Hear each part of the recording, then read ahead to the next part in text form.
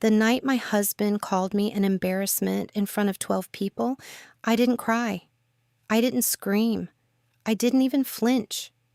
I just sat at the end of that long dining table in my simple blue dress with my hands folded in my lap, and I waited.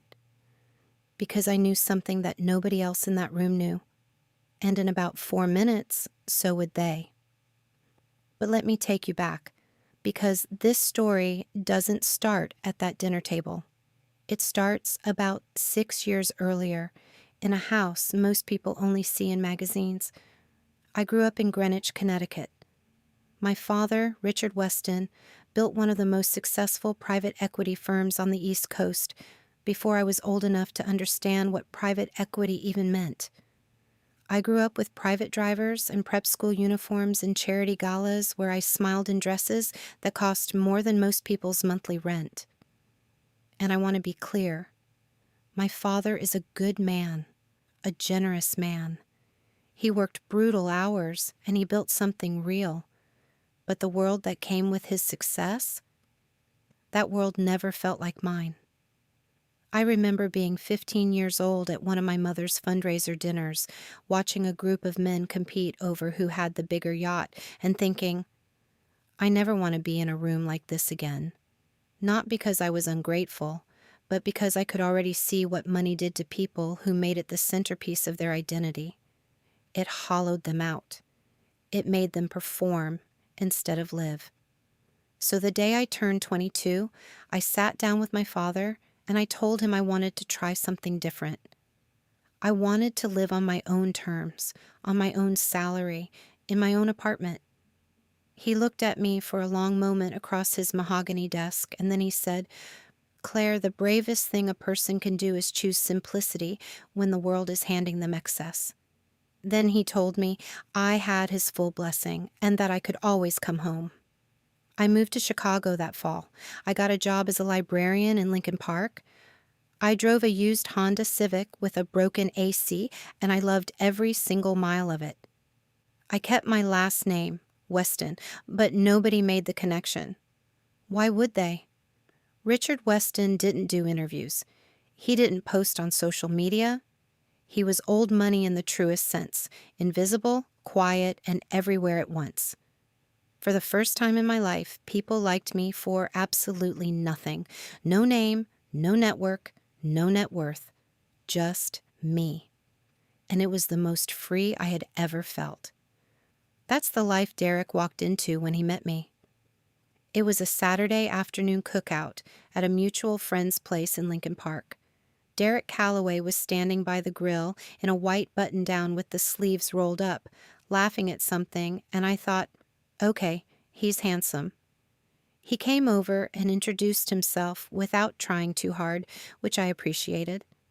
He asked what I did, and when I said librarian, he smiled like it was the most charming thing he'd ever heard. Refreshingly real, he said. That was the phrase he used. We dated for a year and a half before he proposed, and those early days were genuinely good. He took me to hole-in-the-wall taco places and walked with me along the lake on Sunday mornings and argued with me about books he hadn't even read. He made me laugh. He made me feel seen. But looking back now, I can trace the shape of who he really was in those early days if I look closely enough. The way he always mentioned his salary in conversation, unprompted. The way he'd size up other men at parties by the watches on their wrists. His mother, Patricia, who asked about my family background the very first time we met, and when I gave her a vague answer, smiled in a way that didn't reach her eyes and said, "How modest." I told myself those were quirks. Everybody has quirks.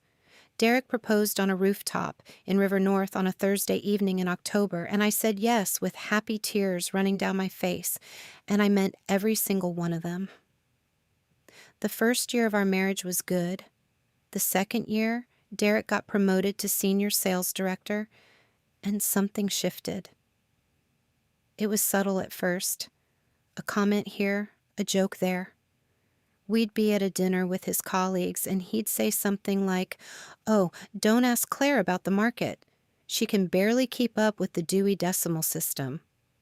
and everyone would laugh, and I'd smile, and he'd pat my hand like he'd just been playful instead of unkind. His mother visited every few months, and every visit left the same residue. She'd look at my apartment decor and call it cozy.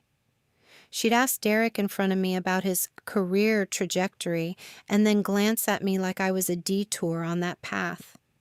Once, at his company Christmas party, I overheard her whispering to one of Derek's aunts. "She's sweet, but Derek could have had his pick. He chose to be generous."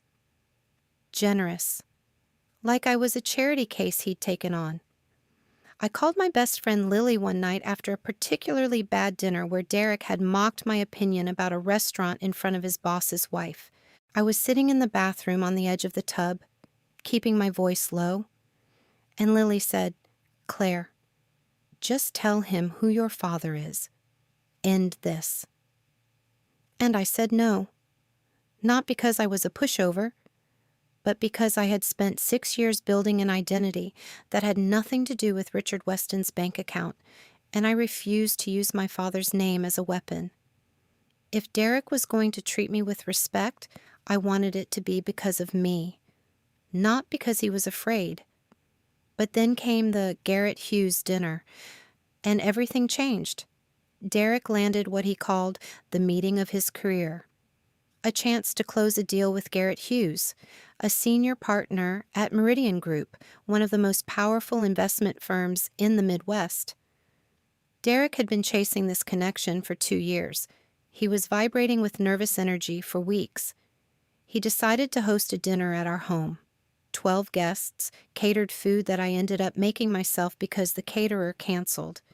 He spent the week leading up to it coaching me on what to say, what not to say, how to dress, how to act.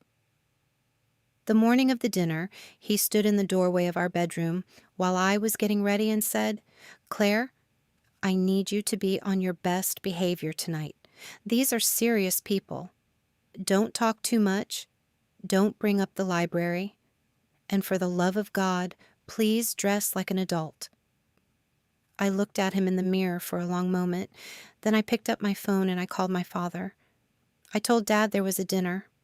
I told him Derek's most important guest was a man named Garrett Hughes from Meridian Group. There was a pause on the line. Then my father said, in that calm, even voice of his, "Garrett Hughes. He runs our Chicago portfolio, sweetheart. His firm has been under Weston Capital for 2 years." I closed my eyes. "I know, Dad. That's why I'm calling." I didn't ask him to humiliate Derek. I didn't ask him to make a scene.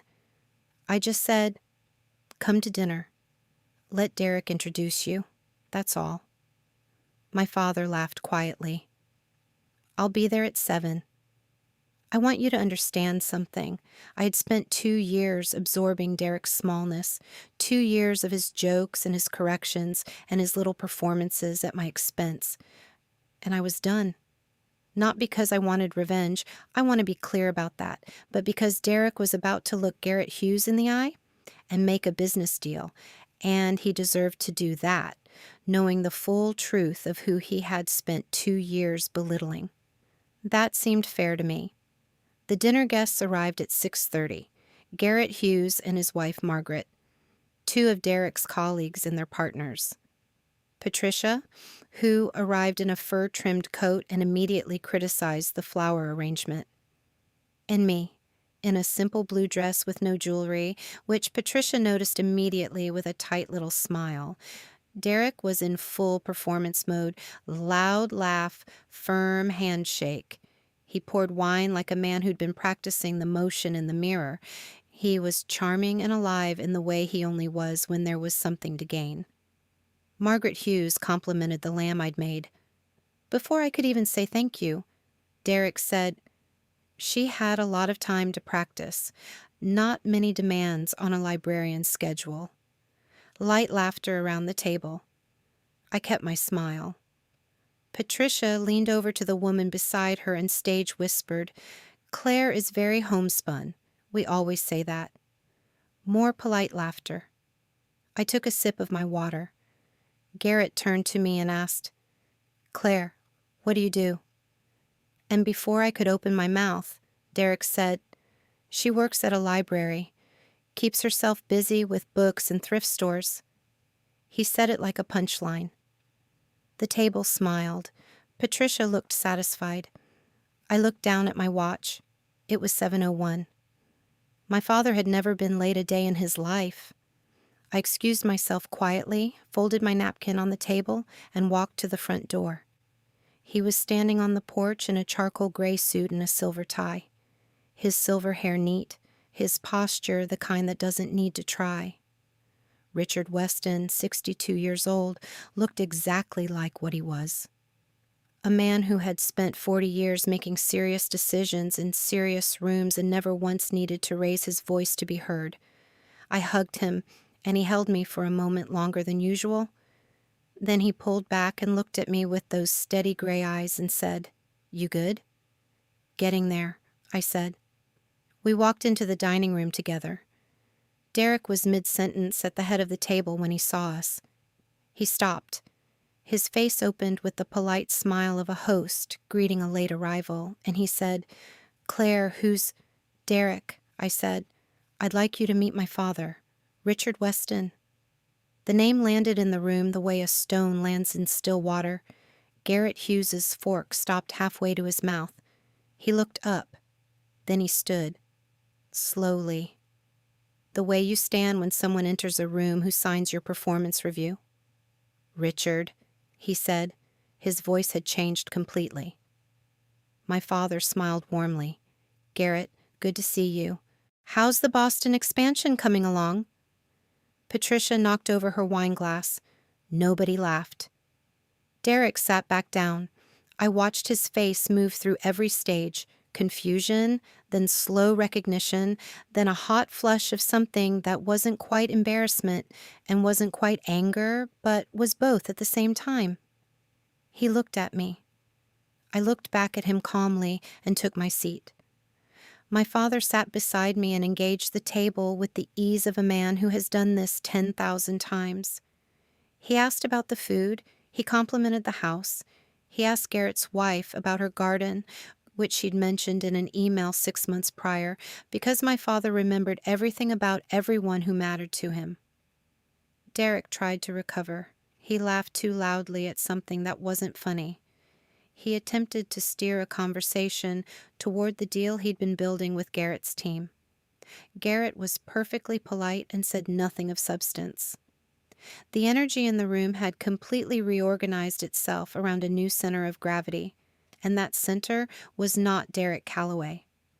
At one point, Patricia attempted to charm my father. She leaned across the table and said, "Mr. Weston, you must be so proud of Derek. He's really been building something remarkable." My father looked at her with a pleasant, unreadable smile and said, "Every family has its builders." Then he turned back to me and asked if I was still running the reading program at the library, which I was, and he told the table it was one of the best community initiatives he'd seen in Chicago. Nobody laughed at the library this time. Derek found me in the kitchen between courses. His voice was low, strained, trying to stay controlled. "Why didn't you tell me? Why didn't you ever just tell me?" I looked at him. "You never asked, Derek. You spent 2 years telling me exactly who I was. You didn't leave much room for a different answer." He stared at me, and for the first time, I think he actually saw me. But it was too late for seeing. Garrett Hughes shook my father's hand at the door and said, "Richard, this was a genuine surprise and a genuine pleasure." He shook Derek's hand, too, briefly, professionally, and promised to be in touch about the proposal. He never was. Patricia left early, claiming a migraine. Derek's colleagues filed out, making polite excuses. The house emptied in 30 minutes. My father stayed for coffee. We sat on the back porch in the cool November air, while Derek moved around inside, quiet and hollow. Dad didn't say much. He didn't need to. He just sat beside me with his coffee and looked out at the yard, and after a while he said, "You know what you deserve, sweetheart." It wasn't a question. It was a reminder. I had already called an attorney the week before. The papers were drafted. I had been waiting, I realized, not for the dinner, but for myself. For the moment, I stopped feeling guilty about what I knew was necessary. I moved out 3 weeks later. I didn't take much. Some books, my clothes, a photograph of me and my father from a hiking trip in Colorado when I was 12. I left the secondhand cardigan in the closet. I didn't need it anymore. People always ask me if I feel guilty, if I think it was cruel, setting up that dinner, letting Derek humiliate himself in front of the one man he most needed to impress. And I think about that honestly. I do. But here is what I know. Derek wasn't humiliated by my father's presence. Derek was humiliated by his own behavior, finally witnessed by someone who could reflect it back to him at full scale. I didn't set a trap. I just stopped hiding. I spent 6 years trying to be just Claire. Simple Claire. Quiet Claire. The woman who asked for nothing and took up no space and hoped that smallness would protect her from being loved for the wrong reasons. And it worked. I found out exactly who Derek was. He loved the version of me he could feel superior to. The moment that version disappeared, so did his respect. That's not love. That's a hierarchy with jewelry on. My father never gloated. He never brought it up again after that night, except once, months later over dinner, when he said, "I'm glad you called me when you did." And I said, "Me too, Dad." And that was the whole conversation. I went back to my library, back to my apartment, back to Sunday mornings and walking along the lake and arguing about books, except now I wore my grandmother's pearl earrings sometimes when I felt like it. And I drove a slightly better car. And I stopped apologizing for existing in rooms where I didn't ask for permission. The right person, when I find them, will not need to know my last name to know my worth, but they'll know both eventually. And neither will surprise them, because the most powerful thing you can do in a room full of people who have underestimated you is simply let them find out. I waited 4 minutes that night. It was the best 4 minutes of my life.